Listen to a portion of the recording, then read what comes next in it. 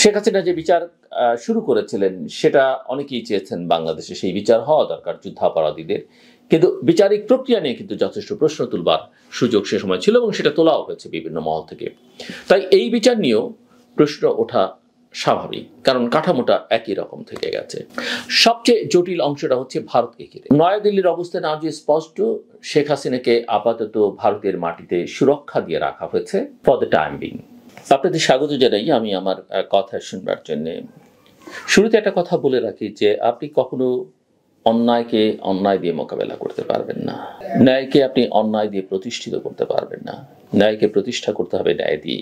বাংলাদেশ আজকে এমন একটা সংকটময় মোড়ে দাঁড়িয়ে আছে যেখানটাতে অতীতের ক্ষত, বর্তমানের রায় এবং ভবিষ্যতের রাজনৈতিক পথচিত্র সবকিছু মিলেমিশে এক জটিল বাস্তবতা তৈরি করেছে। আমি অনেকদিন ধরে এই কথা বলবার চেষ্টা করছি।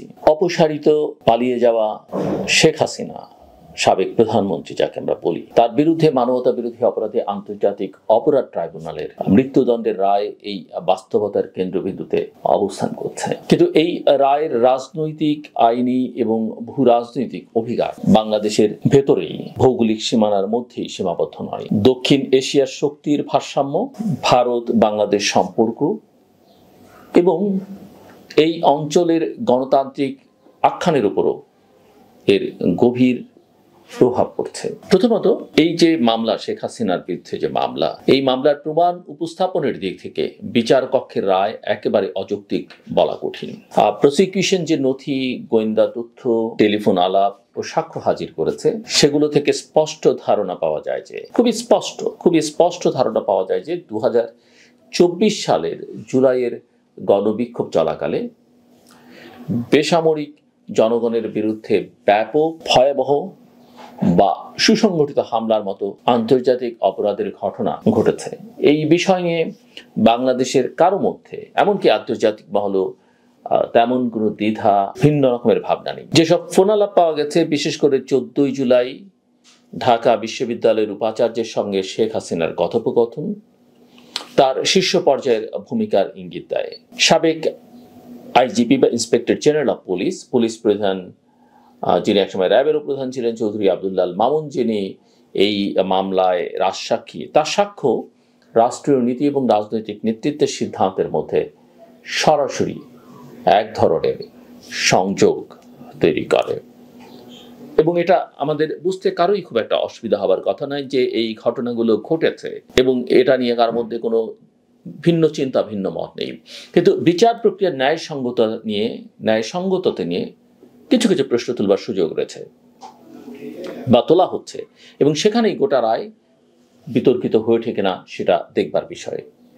শেখ হাসিনা এবং সাবেক স্বরাষ্ট্রমন্ত্রী আসাদুজ্জামান খান কামালের অনুপস্থিতিতে বিচার এবং পৃথিবী জুড়েই ইন অ্যাবসেন্সিয়া বিচার, সেটা যতই আইনগতভাবে অনুমোদিত হোক না কেন, আন্তর্জাতিক মানদণ্ডের দিক থেকে অনেক সীমাবদ্ধতা বহন করে। এটা কিন্তু আমাদের মাথায় রাখতে হবে। এবং মামলার কিন্তু এই রায় শেষ নয়, এটা অনেক দূর পর্যন্ত যাবে এবং সর্বোচ্চ আদালত পর্যন্ত যাবে, সেটা যেন আমাদের মাথায় থাকে। এবং নিয়োজিত আইনজীবীর আন্তর্জাতিক অপরাধ বিষয়ক যে অভিজ্ঞতার ঘাটতি, শেখ হাসিনা বা এই মামলায় যারা অভিযুক্ত তাদের নিজস্ব কোনো আইনজীবী ছিল না, রাষ্ট্র তাদের পক্ষে আইনজীবী ঠিক করে দিয়েছিল, এবং তাদের যে আন্তর্জাতিক অপরাধ বিষয়ক অভিজ্ঞতার ঘাটতি, একই সঙ্গে দুজন আসামিকে প্রতিনিধিত্ব করবার যে প্রাকৃতিক স্বার্থ সংঘাত, মাত্র 5 সপ্তাহের প্রস্তুতির সুযোগ, সব মিলিয়ে প্রতিরক্ষার কার্যকারিতা ছিল শুরু থেকেই অসামঞ্জস্যপূর্ণ। এই দায় অবশ্য আমরা সরকারকে দিতে পারি না, রাষ্ট্রকেও দিতে পারি না, এই দায় আসামি পক্ষের মানে আসামিদেরও, কারণ তারা সাহস করেননি কোনো আইনজীবী দিতে বা দেননি, আবার তাদের পক্ষেও কেউ আইনজীবী হতে সাহস করেননি।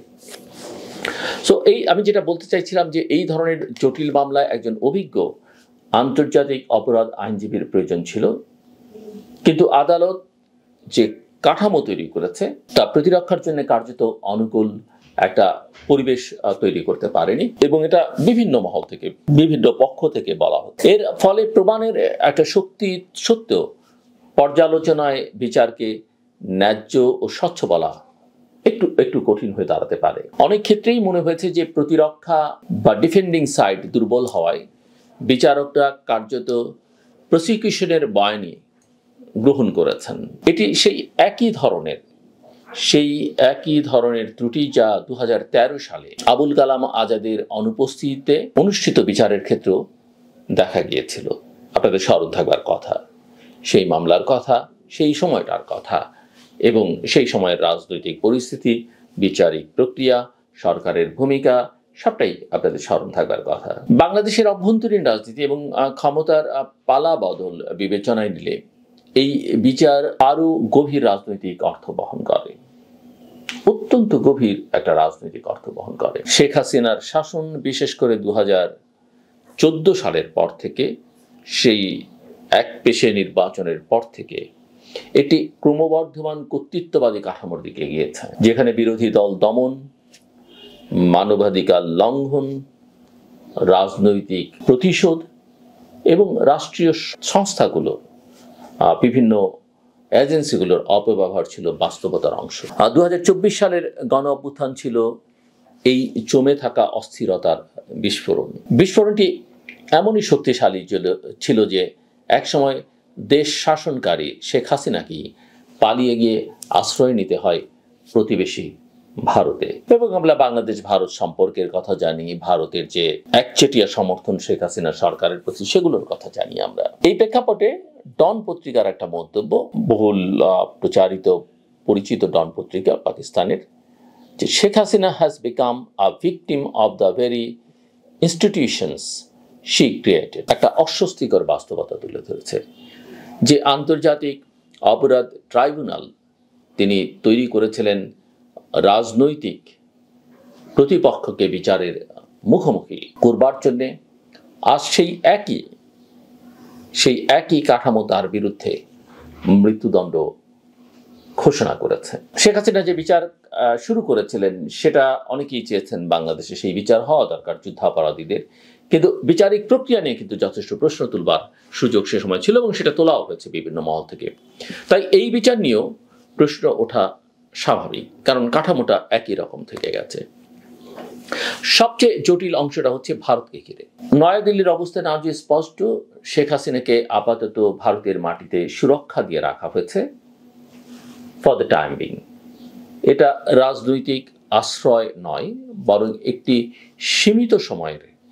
সীমিত সময়ের মানবিক বিবেচনা। ভারতীয় ভাষায়, ভারতীয় কর্তৃপক্ষের বক্তব্য অনুযায়ী বাংলাদেশ আনুষ্ঠানিকভাবে নোট ভার্বাল পাঠালেও ভারত প্রায় 1 বছর ধরে নীরব থেকেছে এবং এই বিচারের পরেও বাংলাদেশ তাকে ফেরত পেয়েছে। এখন প্রশ্ন হচ্ছে যে একজন দণ্ডিত আসামিকে কেন ভারত আশ্রয় দিয়ে রেখেছে? এই প্রশ্নে আন্তর্জাতিক চাপ আরো বাড়বে আগামী দিনগুলোতে, সেটা বলা বাহুল্য।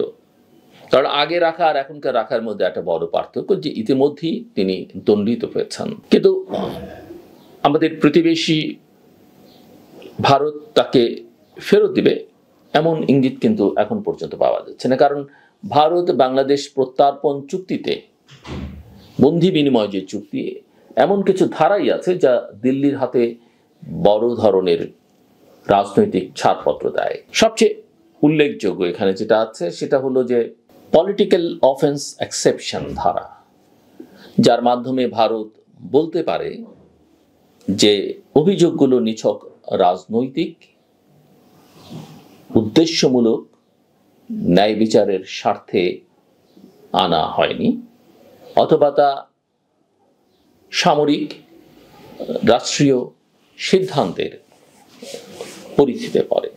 দিল্লির কৌশলগত স্বার্থ এখানে একটা বড় ভূমিকা রাখছে।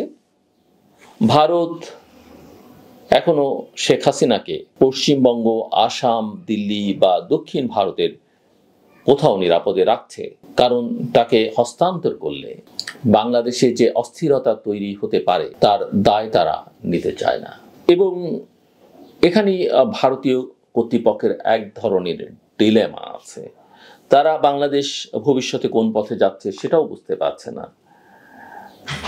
সো বাংলাদেশের অভ্যন্তরীণ রাজনীতির দিক থেকেও এই রায় বড় একটা প্রশ্ন রেখে যেতে পারে বলে অনেকে মনে করছেন, যে বিচার প্রক্রিয়া যদি প্রতিশোধমূলক হয়ে ওঠে, যদিও এই বিচার সবার কাম্য, বাংলাদেশের প্রতিটা মানুষের এই বিচার, এই অপরাধের শাস্তি কাম্য, কিন্তু বিচারিক প্রক্রিয়া নিয়ে যদি কোনো প্রশ্ন ওঠে, বিশেষ করে মৃত্যুদণ্ডের মতো চরম দ্বন্দ্বে, তাহলে রাজনৈতিক মেরুকরণ আরো বাড়তে পারে আগামী দিনগুলোতে। গণতান্ত্রিক রূপান্তরের পথে এটি বড় বাধা হয়ে দাঁড়াতে পারে বলে কোনো বিশ্লেষক মনে করছেন। বাংলাদেশের সামনের জাতীয় নির্বাচন, যে নির্বাচনটি 2025 সালের, যার আবহ শুরু হয়েছে 26 সালের ফেব্রুয়ারি মাসে তা হবার কথা, তা সত্যিকার অর্থে বিশ্বাসযোগ্য হবে কিনা সেটাই এখন বড় প্রশ্ন। আদৌ নির্বাচনটা শেষ পর্যন্ত করা যাবে কিনা সেটা নিয়ে অনেকের মধ্যে সংশয় রয়েছে। আওয়ামী লীগকে সম্পূর্ণ নিষিদ্ধ রাখা হলে বা নির্বাচনী প্রক্রিয়ার বাইরে রাখলে নির্বাচন একটা প্রতিযোগিতামূলক কাঠামো পাবে না, একথা সবাই বোঝেন, সবাই বিশ্বাসও করেন।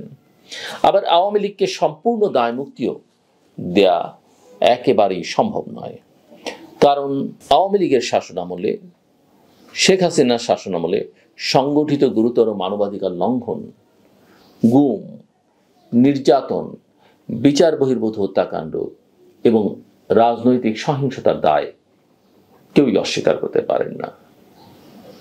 যে যাই বলুন না কেন, এটা অস্বীকার করবার কোনো সুযোগ তাদের কাছে নেই। বিচার এবং পুনর্মিলনের এই অনিবার্য দ্বন্দ্ব বাংলাদেশকে স্থিতিশীল ভবিষ্যতের পথে ঠেলে দিচ্ছে না, এবং এটা বুঝবার জন্য খুব বেশি জ্ঞানেরও দরকার নেই, বরং এটা আরো বড় ধরনের উদ্বেগ তৈরি করছে। গণতান্ত্রিক রূপান্তরের জন্য সবচেয়ে গুরুত্বপূর্ণ বিষয় হচ্ছে, এবং যেটা আমাদের সবার মাথায় রাখা দরকার, যে একটা ন্যায্য সমতা ভিত্তিক এবং অন্তর্ভুক্তিমূলক, আমি বারবার বলছি, অংশগ্রহণমূলক এবং অন্তর্ভুক্তিমূলক রাজনৈতিক প্রক্রিয়া, যার মধ্যে সব পক্ষকে উপযুক্ত সুযোগ দেওয়া হবে, মানুষকে বিচার করবার সুযোগ দিতে হবে। লেট পিপল ডিসাইড, যেটা আমি সবসময় বলার চেষ্টা করছি। প্রতিশোধ নয়, প্রতিহিংসা নয়, বরং সত্য, জবাবদিহি ও পুনর্মিলন, এই 3 স্তম্ভই হতে পারে বাংলাদেশের প্রকৃত উত্তরণের পথ, এবং সেটাই হবে 2024-এর শহীদদের প্রতি সম্মান জানানোর উৎকৃষ্টতম পন্থা। এই মুহূর্তে বাংলাদেশ একটা গভীর রাজনৈতিক সন্দিক্ষণে, আমরা সবাই সেটা জানি। অতীতের ভুলকে স্বীকার করা, বিচারকে ন্যায়সঙ্গত করা এবং নির্বাচনী প্রক্রিয়াকে অবাধ, সুষ্ঠু, নিরপেক্ষ, অংশগ্রহণমূলক, অন্তর্ভুক্তিমূলক করা, এগুলোই হতে পারে ভবিষ্যতের স্থিতিশীলতার ভিত্তি। এবং এই স্থিতিশীলতা, রাজনৈতিক স্থিতিশীলতার সঙ্গে অর্থনৈতিক, সামাজিক স্থিতিশীলতাও জড়িত।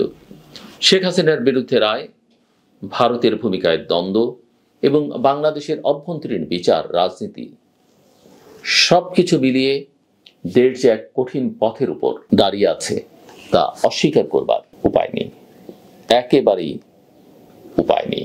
এখন সময় এসছে প্রতিশোধ নয়, দায়বদ্ধতা, ন্যায়, গণতন্ত্র এবং পুনর্মিলনকে অগ্রাধিকার দেবার। কারণ যে রাষ্ট্র ক্রমাগত প্রতিহিংসায় বন্দী থাকে, সে রাষ্ট্র কখনোই স্থায়ী শান্তি অর্জন করতে পারে না। আমরা আমাদের ব্যক্তিগত জীবনেও সেটা দেখি। যদি আমাদেরকে হিংসা আচ্ছন্ন করে ফেলে, অন্যের অগ্রগতি অর্জন দেখে আমরা হিংসায় আবদ্ধ থাকি, আমরা অন্যের বিরুদ্ধে প্রতিশোধে ব্যস্ত থাকি, তাহলে আসলে আমরা কখনোই নিজেদেরকে একটা শক্ত ভিতের উপর দাঁড় করাতে পারবো না, কখনোই আমরা শান্তিতে থাকতে পারবো না। আমার কথা শুনবার জন্য আপনাদের অসংখ্য ধন্যবাদ, আপনাদের সবার জন্য শুভকামনা।